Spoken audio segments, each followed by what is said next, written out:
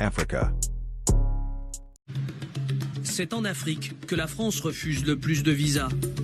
À Abidjan, 25% de demandes rejetées.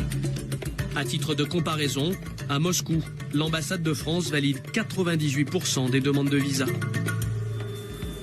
Vous voulez des bougies avec? Parmi les dossiers rejetés, Vous avez les bougies. celui de Michel Cablan. Oh, okay. Chef vendeuse dans une pâtisserie réputée d'Abidjan, elle passe ses journées à vendre millefeuilles ou Paris-Brest. 8 heures par jour immergée dans la culture française. Pourtant, à 39 ans, cette Ivoirienne n'a jamais vu la France. Alors en septembre dernier, elle décide de profiter de ses congés pour venir visiter l'Hexagone. 3 semaines à Paris et Lyon, Coach, je suis là. loin de son quotidien et de son appartement. Voilà. Chez moi, le salon, la cuisine, mon fils. Voilà mon fils, qui est mon ami. Voilà. Pour préparer son voyage en France, elle s'y est pris 2 mois à l'avance. Car pour obtenir un simple visa de tourisme, elle a dû réunir quantité de documents. Voilà le passeport dont vous photocopiez, plus 2 photographies, attestation d'emploi, attestation de congé avec, 3 fiches de salaire. En tout, près d'une vingtaine de documents officiels, mais aussi la preuve, en cash si nécessaire, que le voyageur dispose bien de 32,50 € par jour pour ses dépenses hors hébergement.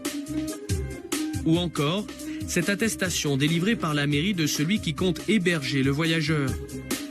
Il doit même y être précisé la superficie du logement où dormira l'invité.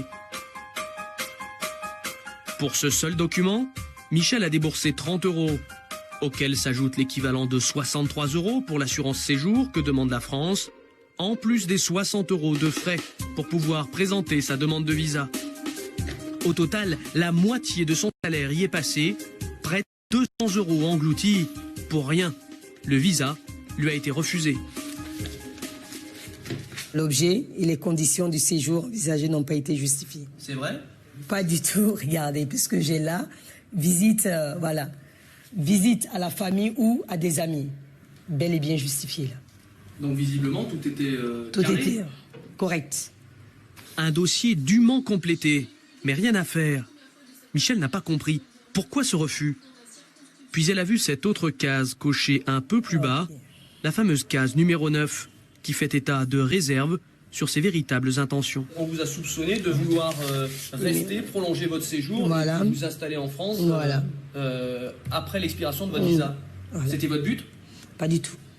J'ai mon boulot, je tiens mon boulot, j'ai mon fils, je tiens mon fils. À aucun moment, vous vous êtes dit, tiens, je resterai en France Non, après l'expiration du visa? Si je devais émigrer ou bien chercher, c'est pas bête, non. Et si je devais faire ça, c'est peut-être 16 ans, 15 ans. On avait encore la fureur encore dans le sang, mais c'est pas maintenant. On vous sent amer? Ah, vraiment, hein, je le suis. Sans vous cacher quoi que ce soit, je le suis.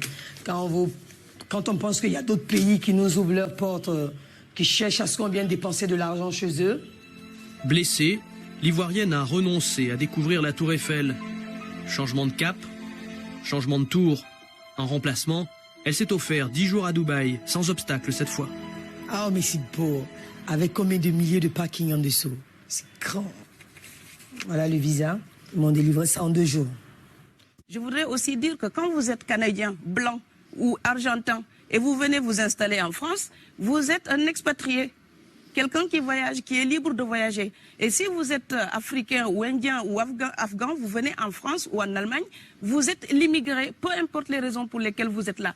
Et donc cette représentation de l'autre, l'Europe doit corriger son regard si elle ne veut pas encourager la xénophobie. Parce que la représentation qu'on se fait de l'autre alimente ensuite le repli sur soi, le rejet. Donc voilà, voir quelqu'un qui est en règle, essayer de savoir d'où vient cette personne, pourquoi cette personne vient. Ça, les Européens ne se demandent même plus ça. Ils vous croisent, vous êtes étranger, vous avez l'air étranger, vous êtes venu pour la tarte à la crème. Non. Donc l'Europe doit se respecter davantage. On ne vient pas que chercher du pain. On peut venir aussi pour la liberté, pour la démocratie, pour la culture européenne. Donc l'Europe aussi nourrit un vrai mépris d'elle-même en pensant qu'il n'y a que l'alimentation qui amène les gens. Elle n'a que ça à proposer.